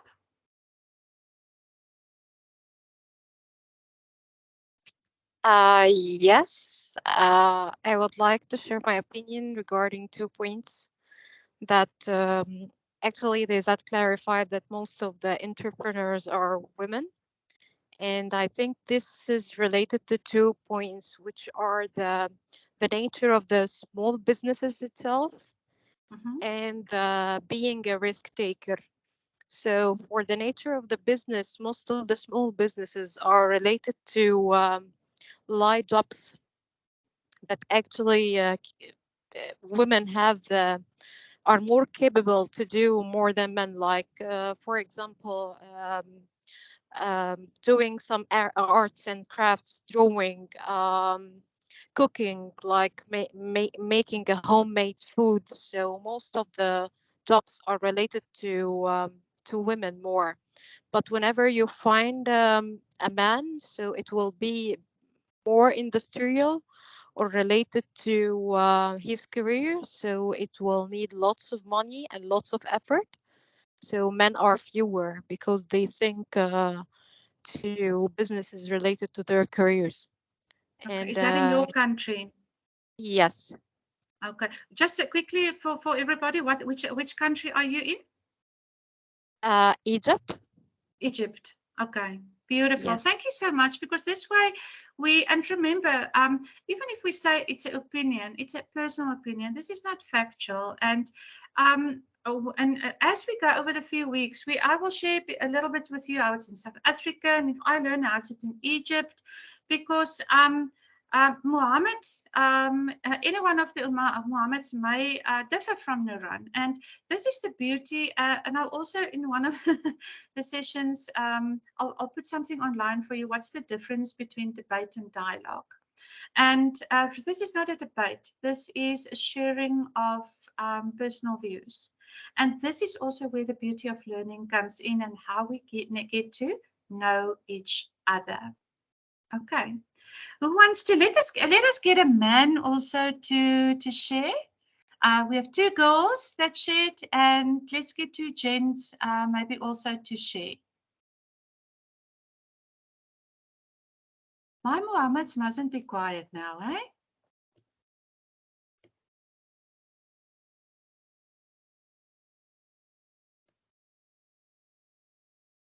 Who's going to share? So that we can learn how is it in your country as well, or who wants to share? Olena? Yes, I want to share also my experience of my country. Actually, it's very similar that Lazat shared. We have very ambitious women. We have as well as a lot of opportunities for women. Mostly I can observe that in small businesses like clothing design, art professions, mostly I can see women, as well as even now I'm remembering my top managers or the owners of the business, they were mostly women. So I would say that because women indeed have now opportunities more to develop themselves, to gain education, to be more independent and not rely, so they have more motivation that, and this why we can observe this fact. Thank you so much for that, Olena. Matar? Yes, I would Thank you. share. Thank you. I would share that in it depends actually on the culture of each society as well.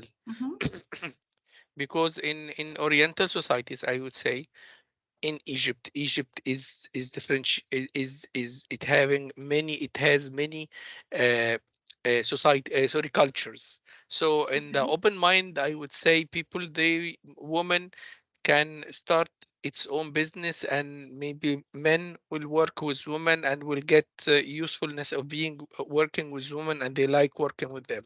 But in other cultures, it will not be the favorable job for them to work under a job that is owned by a woman.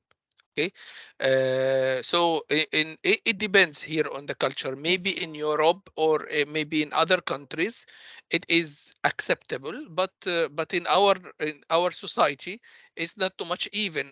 I would say if our highest manager is a woman, Okay, although I know that right now in South Africa, it is one of the important, I would say, rules that a woman with a type of condition of some characters, it has to be on the top management even of some firms and companies.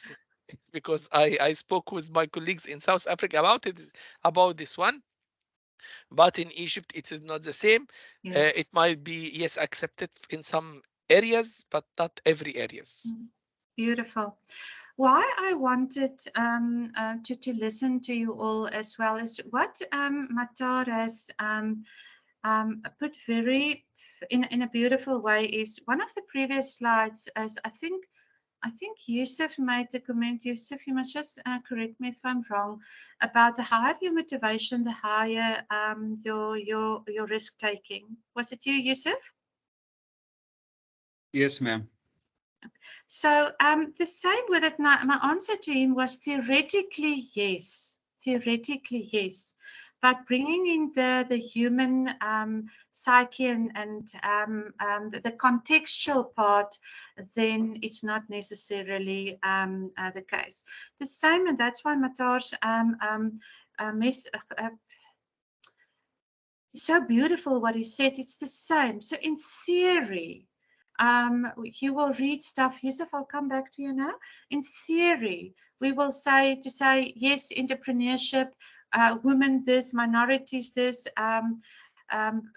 age veterans or veteran entrepreneurs this, but everything is contextual to culture, to what religion is saying about your society, about your community. And remember, all of that can be different and must be interwoven and work together. But then it's also the difference between, let's say, in one society or in one culture, a woman, it's okay for a woman to do that. And let's say you have two women in the same culture that said it's okay, but the one is fear-driven and the other one is not fear-driven anymore. So all of the things is theoretically, yes.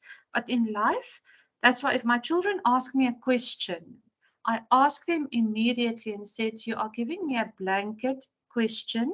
What is the contextual application, or what is the context that you're asking me this question in? So it said, Mommy, is our society free? Okay, we can theorize about that, but my lovey, what is the context of your question? Oh, Mommy, this and this and that. Then my answer will be different from if you're giving me 6 or 7 other contexts. So everything in life and in entrepreneurship, small business, becomes contextual. Okay, very important. Yusuf? And then we're going to close out. Yes, Yusuf? Yeah. I just have like a very small disagreement here with the matter about like the society in Egypt and backgrounds and how like men in Egypt deal with the women in terms of leadership or businesses. So first of all, I just need to clarify something about the background itself, because in Egypt or in some of like Eastern societies, the sole responsibility of taking care of the family is it depends on men. Okay, that's why it's not very common. It was not like in the old ages, like 30, 40 years ago, it was not common that the woman will be working to take care of her family, unless a situation is happening. So let's say she lost her partner, like her husband, and she has to work to take care of her children. This is one situation. The other situation, let's say, the man himself is not able to fulfill his responsibilities, or they got divorced or something. Okay, so this is the background. Basically, the men are responsible for their families. They have to take care of them, put like food on the table. In some exceptions, women will go outside and work to support their partners or to take care of their uh, um, children in case of any other situations happening. This was in the past, like 30, 40 years ago. But in the last few years or decades, now women are in the market because it's not easy for one person to be working and supporting the family. Okay. The other point, which I disagree with Matar about having women in the leadership positions. So I remember like 1999 when I started my first position in Johnson & Johnson back in Egypt. My supervisor was a woman, and I don't think, I really recall that I had any problem with having my manager or my supervisor as a woman.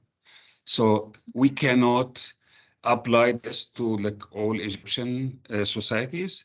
Maybe he has some like he experienced something I don't know, but this is not a common thing in Egypt. There is no problem at all having a woman as a manager in a managerial position or as a business owner. That's what I wanted to give feedback. Thank you so much. Because from listening to you, Nuran and Matar, we got three enriched versions of how it is in Egypt. And that is how it's in entrepreneurship. Because it's about how each business owner is experiencing certain things in their contextual society. So, and I love the word. I want to reframe the word disagree in terms of not fully agreeing. So that's just a coaching conversation. So I have learned so much from listening to three people from Egypt, from Yusuf, Nuran, and Matar. And in future conversations, we're going to go deeper in it. And it's not about right or wrong. It's about the contextual experience of that specific person, whether it's Yusuf or Nuran or Matar. Through what are the lenses they experience certain things in their world. And that's what you're going to find in your teams, whether you're in a corporate, whether you're in a university, or whether you're an entrepreneur. We all experience life differently and see things through different lenses.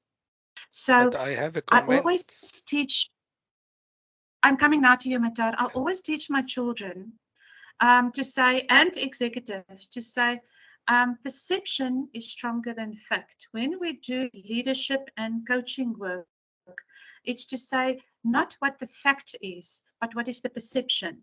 And once you can get the common ground on perception, then you can start dealing with the true facts. So we are learning. I don't want to open a debate or a dialogue here, Matare, because we need to close off, but it's very interesting. Quickly, Matar, and then we need to close off. Just I wanted to confirm what Muhammad said. Muhammad Yusuf said as well, but maybe I don't know. Maybe he did not listen to this one, or maybe he missed it because I said that Egypt has so many societies and cultures, and the open mind people, they accept for sure having a leadership with women. And we have the head of HR in Egypt, for example. She is a lady, she is doing a great job, and we all accept it. But there are some cultures in Egypt that they will not accept having a woman as the head of the job. These are in some places in Egypt, and this is normal everywhere. You will find it everywhere. Yes, sure.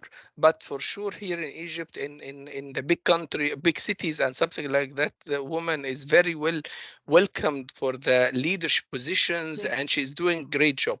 So I just wanted to say that it depends on the culture itself, how they will accept it or not. That's it. But not Egypt for sure. Yes. Thank you so much. This was really, really. I hope everybody in the class are learning about each other just as much as I'm learning about you. Why I have opened this up is that you specifically, when you do those questionnaires, I do not want you to put a label to any of those 5. You look at this like to say, okay, so what is this telling me in this moment? No, Ulena, you are not entrepreneurial because you're not risk taking. It's you look at it like a mirror to say, what is this telling me in this contextual moment of my career, my job, or my career and an entrepreneur? Okay. Do not take a label on you. Labels limit ones, and it's only as much value as you've answered in that moment or to the job or the entrepreneur business that you have now. Okay, so then you step back and say, okay, so how can I, or do I even want to develop the other part that came out a lower of that? Also, we're only giving you 10 questions, okay?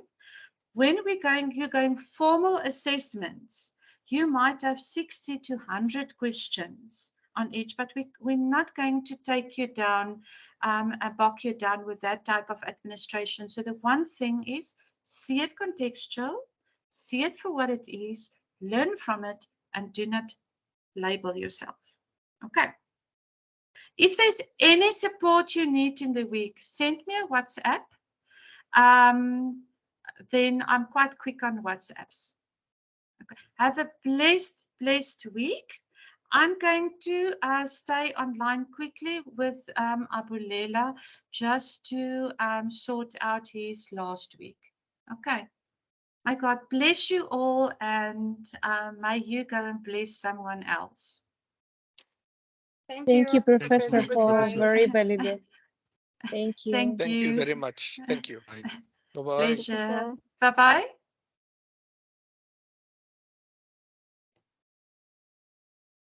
Professor, can you hear me? Yes, This is let me Rodas. just, Rodas. Yes, yes. I've I been having connection problems. So my issue is in our country, as I've mentioned on WhatsApp, the internet is very low. We only have one internet provider, one company that provides telecommunication stuff, including the internet and phone calls, and they restrict it sometimes. So what we do is turn on our VPN so that we can get through that barrier that they're putting. I don't know why they're doing that, but I think it's due to some conflicts which occurs on and off. So I usually try my best to join, and I also listen to the classes after the session, the live sessions.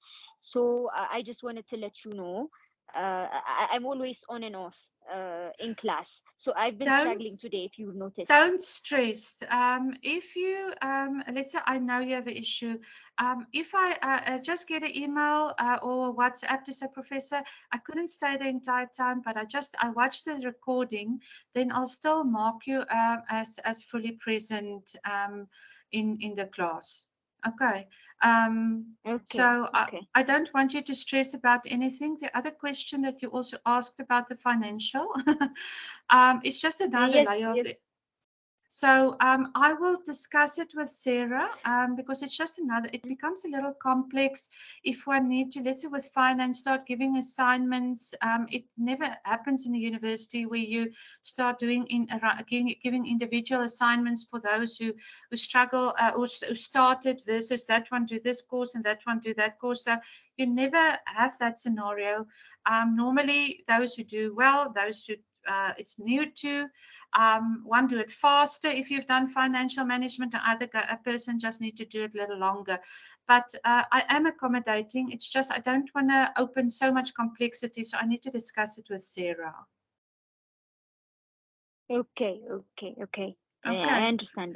Thank you. So if you, you Professor. have, so if the university said, no, Krista, just do the same assignment for everybody, then it's a question, if you have done financial management before, that just means you're going to go quickly through your assignment, do it quickly, and you versus another student who will need to put in a little more time because they don't have the same level of financial knowledge than you and a few others have. Yes, you're correct. Okay. Thank you, Professor. Okay. Thank you. But if you need to contact me at any stage, send a WhatsApp. Or if you struggle with anything, Sarah, because anyone who contacts me, I give the messages to Sarah through anyway, so that she knows also where extra support needs to give across other courses as well. Okay. Okay, Professor. Thank you, Rhoda. Have a Thank nice, you for your perseverance, eh? Thank you. Thank you, Thank Professor. you. All right. Bye. Bye. Have a great week. Bye. Thank you, you too. Okay, anyone else who wants to ask before I start just working with Abulela, because the session actually has ended. But if there's any other question quickly, then you must quickly ask. Otherwise, I'm going to start working with Abulela directly. Is there any hand that want to ask anything or comment? Not. Okay. So, Abulela, can you hear me? Yes, I can. Okay. So, have you gone onto Moodle? And so what I'm going to do is I'm going to ask Mpilo to open so that you first do week 1. Okay, so that you do this week. If you can work on week 2, that will be good. But we will move then week 2 for you to so that you can have an extra week with that. But that will mean that your week 2 and 3 will fall together. Okay. To help you to catch up. Will that help you? Yes, sure. I just need to study the material and read and see the videos. And I have this whole week to do it. So it's okay for me. So on the Moodle, week 1 is fully uploaded. So if you want to have, let's say, a 15 or 30-minute, even one-on-one, and set or 10-minute or 15 minutes, and said, Prof, I just want to make sure go through the assignments quickly. I'm more than willing to do that for you for week 1. We just need to diarize it in advance. That will be great. That will be great. Okay. I'll just study, and if I need any question, I'll text you, Professor. Okay, so then, so I know the other day I had one with Matar. You in Egypt, eh? No, I am in Saudi Arabia now. I am Egyptian, Are you in but Saudi I work Arabia? in Saudi Arabia. Yes. Okay, so then you just need to tell me so that we work out the time difference.